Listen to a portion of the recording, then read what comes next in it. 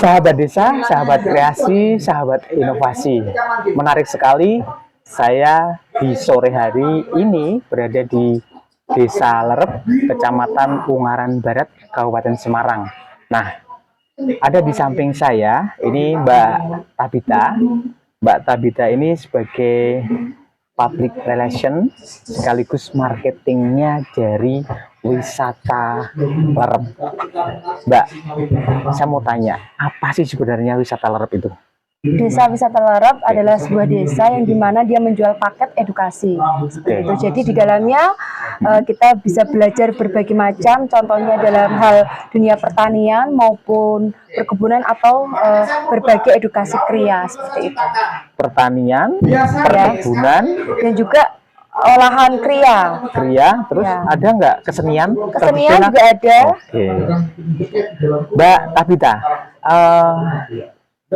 bisa mungkin diceritakan awal bagaimana berdarah-darahnya ketika membangun desa wisata Lerep ini, Mbak? Ya, seperti yang mungkin sudah ada yang pernah dengar bahwa desa wisata Lerep ini adalah sebuah desa wisata yang tidak sengaja. Jadi dulu kepala desa kami, Bapak Sumaryadi itu lebih peduli terhadap kelestarian lingkungannya itu dengan menggemborkan yaitu kampanye tanam mitigasi gas, yaitu mengolah limbah sapi menjadi biogas seperti itu. Nah, dengan halnya itu ada seorang blogger menuliskan itu dengan berbahasa Inggris dan itu akhirnya sampai ke luar negeri, Pak. Jadi dari itu banyak orang luar negeri waktu pertama kali datang itu dari Jerman, dia datang untuk meneliti hal itu tentang efek rumah kaca seperti itu. Nah, akhirnya dari dinas pariwisata tuh melihat kok sering ada turis asing masuk tuh, ada apa sebenarnya, dan waktu itu Bapak Kepala Desa dipanggil ke dinas pariwisata dan bilang bahwa Lerep ini pantas untuk dijadikan desa wisata seperti itu. Nah, itu tiba-tiba Pak Kades bilang ke masyarakat, kita mau dinobatkan menjadi desa wisata dan kita akan mewakili Kabupaten Semarang di ajang festival desa wisata se-Jawa Tengah. Sahabat desa, sahabat kreasi, sahabat inovasi, menarik sekali. Dari ketidaksengajaan, Masya Allah, luar biasa. Jadi benar, di salah satu desa Lerep ini terdapat satu dusun namanya Indrokilo, di mana dusun tersebut ini memang berdekatan dengan lembah Gunung Ungaran, ya. Oke. Mayoritas masyarakatnya kita tahu ya, kalau bicara tentang orang gunung ya seperti itu, tentunya masih memang berbau desa sekali. Kemudian di situ memang banyak yang memelihara sapi. Nah, melalui pemeliharaan sapi ini, nih mindset kita juga akan lari ketika orang desa memelihara sapi, mesti nggak karu-karuan, nggak bersih. Nah, ini Pak Kades berperan di sini untuk bagaimana memelihara sapi ini juga tentunya diciptakan tempat yang lebih dipandang mata juga enak, terorganisir seperti itu ya. Oke, terus kemudian tentang bau kotorannya, ide itu gayung bersambut. Tadi disebutkan salah satu blogger menuliskan dengan bahasa apa itu, Mbak? Bahasa Inggris. Oh gitu ya. Jadi ini secara nggak langsung juga publishing yang keren banget. Akhirnya banyak turis dari luar untuk datang. Belum wisata belum mau meneliti. Oke, tapi akhirnya terus sering berganti. Yang paling booming itu ketika dari Jepang, Pak. Awalnya dia datang meneliti, habis itu dia mengajak keluarganya untuk ibaratnya kalau orang dulu ada kayak acara program itu tukar nasib. Jadi mereka tinggal segitu, awalnya cuma 3 hari sampai 1 minggu tinggal. Jadi mengikuti kegiatan warga. Itu berapa jumlah keluarga itu berapa orang? Ada 5 orang. Satu keluarga? Iya. Tapi memang penelitian gitu ya? Awalnya yang bapaknya ini datang waktu itu dengan kelompoknya penelitian. Waktu itu bapaknya kembali datang lagi ngajak istrinya dan anak-anaknya.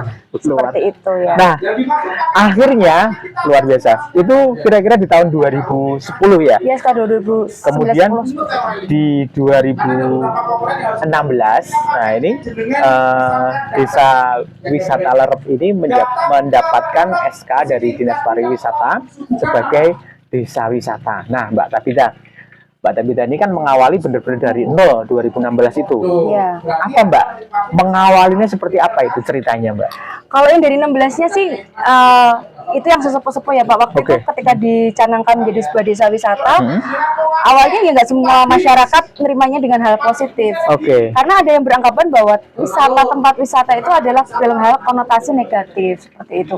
Bisa menjadi tempat pusat yang tidak benar seperti itu kan. Kita kalau berwisata kayak tempat kita Bandungan lah, nanti jadi hal-hal yang seperti itu, apalagi mau ada homestay dan sebagainya. Tetapi itu kegigihan Pak Kades mengkaderisasi kami, dia memilih pionir-pionir dari kami untuk meyakinkan bahwa dengan adanya desa wisata itu akan mengubah cara pandang masyarakat itu lebih kreatif lagi seperti itu. Nah, itu akhirnya Mbak Desa nge-share ke grup WA desa seperti itu, ngajak masyarakat, ayo siapa yang mau ikut berpartisipasi dalam lomba festival desa wisata se-Jawa Tengah. Nah, waktu itu saya secara pribadi kan sebagai anak muda itu pengenlah berkontribusi memberikan apa buat desa. Selama ini kan cuma memikirkan kehidupan secara pribadi. Waktu itu saya WhatsApp ke ketua panitianya bilang, saya bisa bantu apa nih? Mikirnya kan nggak harus terlibat secara langsung atau bagaimana. Nah, itu diajak. Ternyata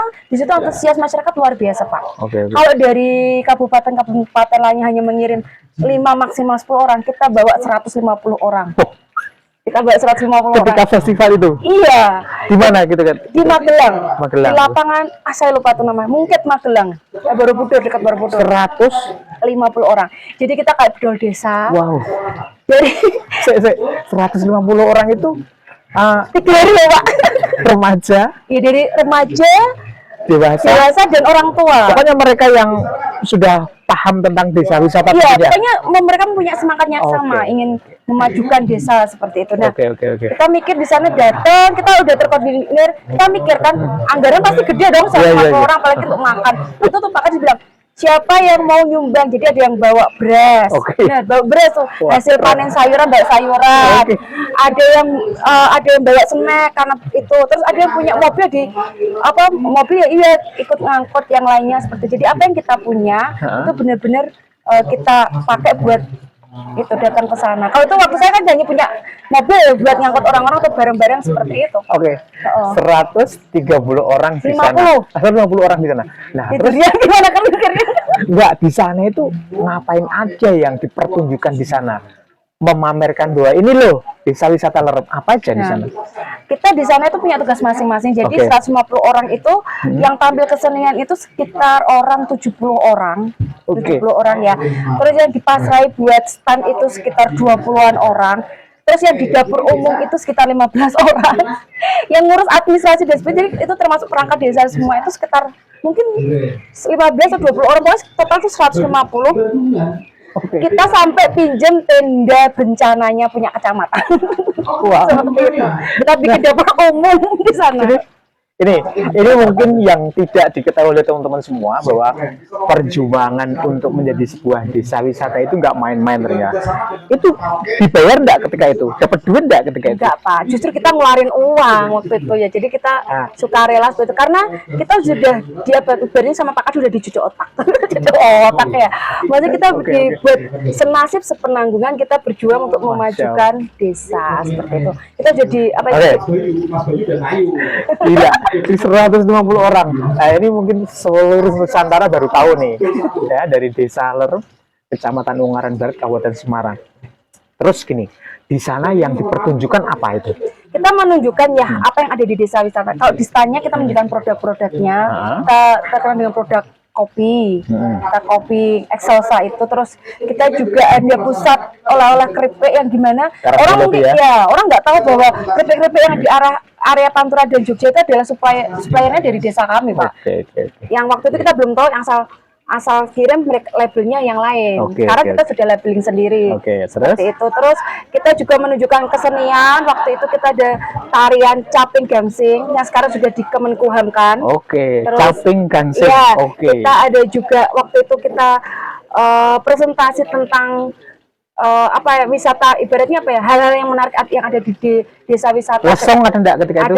Ada lesong? Gejlok lesong, angklung, Oke. terus apa, jarana. Terus untuk ini tonjoknya ada enggak? Tonjok-tonjokan Waktu itu iriban? ya nasinya nasi tonjok bener Pak. Oke. Kalau nasi iriban baru ke lomba berikutnya. Waktu itu kita angkat itu tentang nasi tonjok itu, kearifan lokal.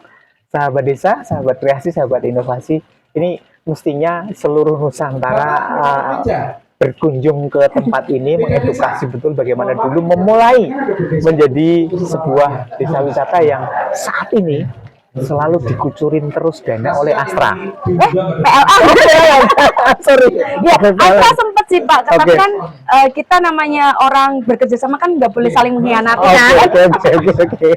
Jadi saat sekarang yang berjalan dari PLN Peduli, ya. Sudah keberapa kalinya nih? Ini tahun keempat, kita udah dapat 4 kali CSR dan besok tahun kelima kita juga sudah ini. Itu setiap tahun ya? Ya. Boleh tahu dong, bisikin dong. Tahun pertama, kedua, ketiga, keempat. Awalnya tahun pertama kita nggak expect ya mau dikasih berapa. Waktu itu cuma dikasih senilai 49 juta itu berupa peralatan untuk dapur. Jadi mereka membelikan gelas, piring, kayak gitu, perlengkapan dapur sebagainya. Nah waktu itu kita udah mikir, wah dapat 49 juta gede nih.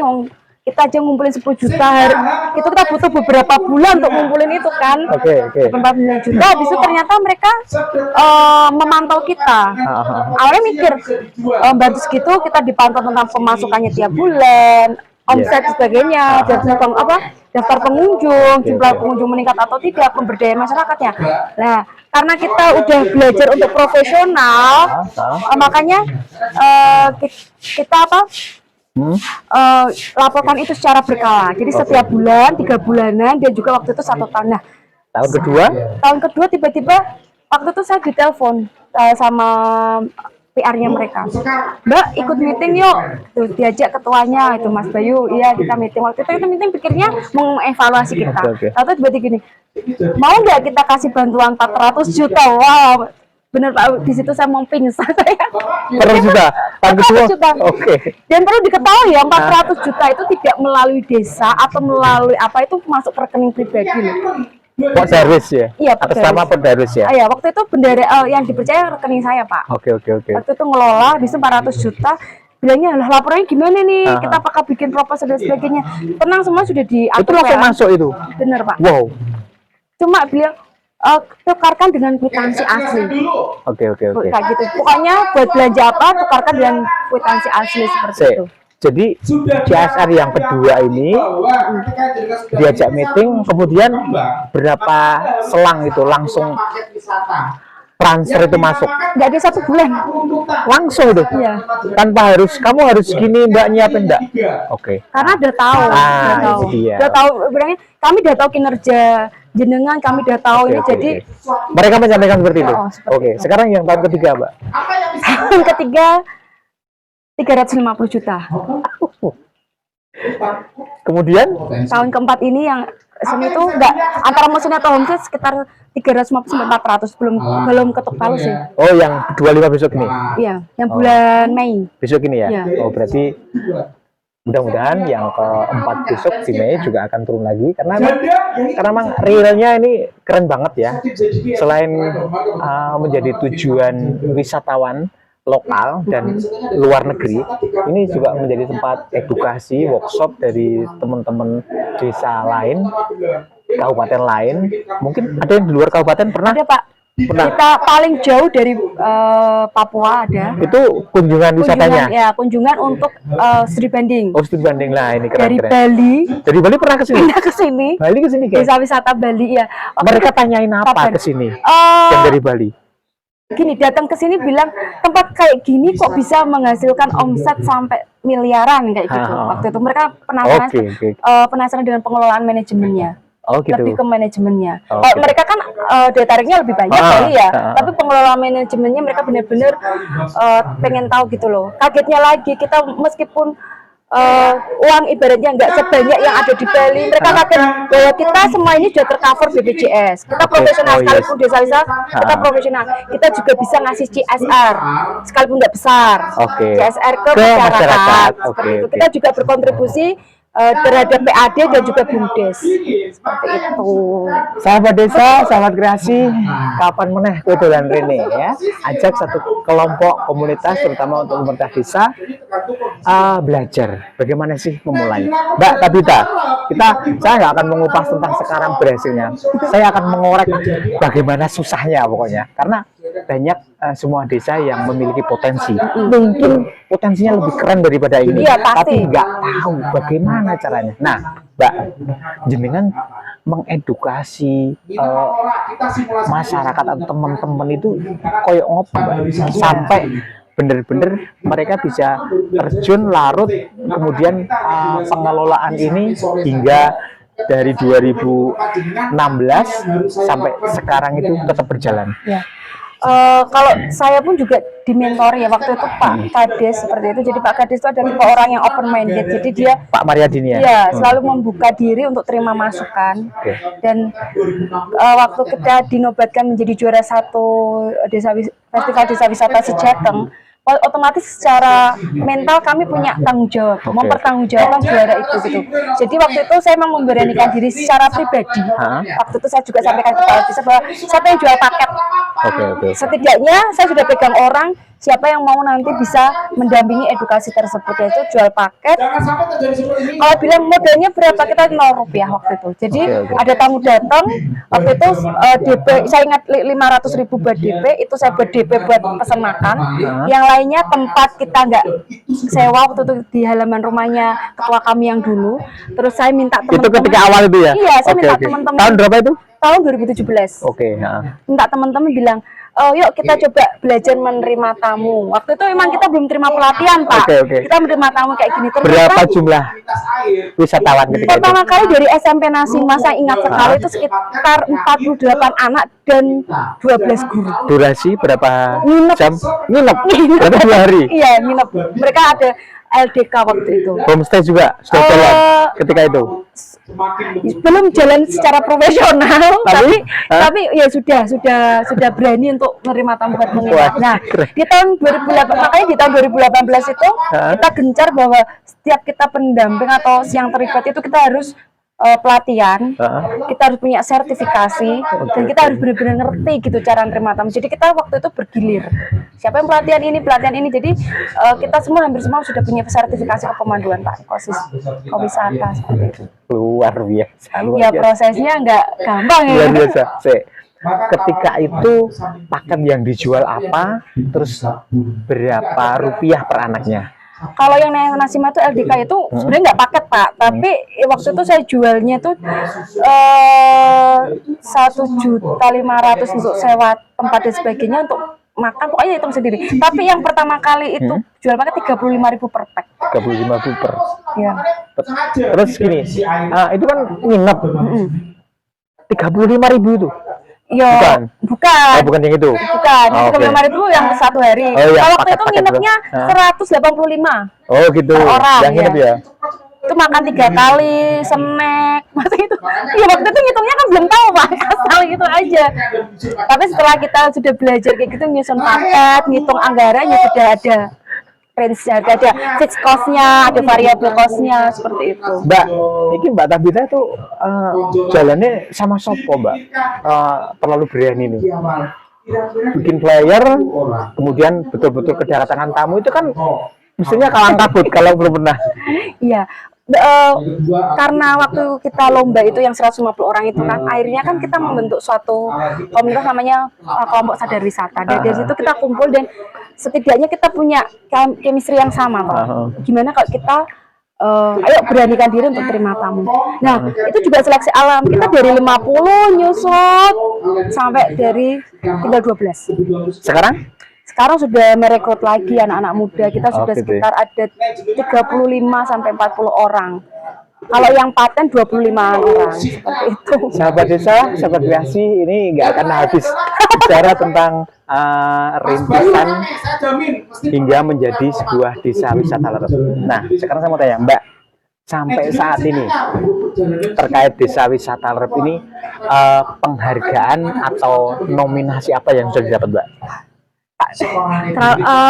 Yang paling saya ingat itu ya juara satu dan juara umum Festival Desa Wisata tahun 2017.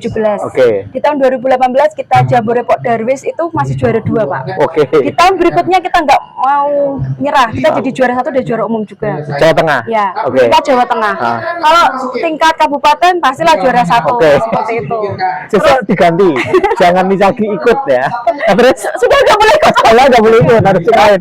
Yang paling diakui nasional itu kita masuk desa wisata berkelanjutan itu dari Kemenkumham, terus juga dari Kementerian Desa itu kita juara 3 nasional, itu desa wisata Desa Wisata Nusantara itu baru tahun kemarin. Terus desa wisata berdikarinya Kabupaten Semarang kita sabet semua nominasi. Terus kita juga desa sadar BPJS itu sadar ketenagakerjaan itu kita juga juara 1. Terus yang kemarin Pak Kadis berangkat ke Bali itu dari yang dilombakan dari universitas se-Indonesia itu juara 2 desa wisata yang ramah dengan perempuan seperti itu. Jadi ada Sekoper namanya, sekolah perempuannya, Sekoper Arab, sekolah perempuan desa wisata Lerep. Di sininya? Iya, di sini. Memang sudah jalan kegiatan itu? Sudah diwisuda 1 angkatan. Seperti itu.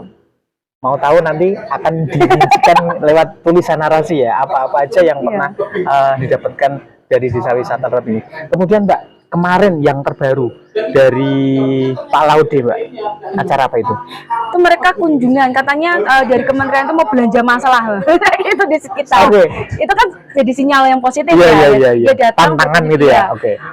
Terus tadi saya dengar dari Pak Kadis bahwa jalan yang menuju akses ini kan sempit nih. Itu akan menjadi prioritas, menjadi jalan provinsi katanya seperti itu. Temuannya seperti itu. Terima kasih Pak Laude. Nah, jadi kunjungannya benar-benar nanti akan kami rasakan. Mungkin di sesi lain kita akan sambung lagi di materi ini, kayaknya cukup menarik, menggelitik untuk kita ikuti, tentunya bagi desa-desa yang merintis sebuah desa wisata Lerep. Nah, mudah-mudahan nanti Mbak Tabita sama Mas Bayu, kebetulan suami istri, nah ini sebagai pionirnya desa wisata Lerep ini, jangan bosan ya Mbak ya, nanti kami korek terus bagaimana sih agar kami bisa seperti desa wisata Lerep. Terima kasih, matur suwun. Kerajinan lokal, kuliner tradisional, dan aktivitas apa yang bisa dikembangkan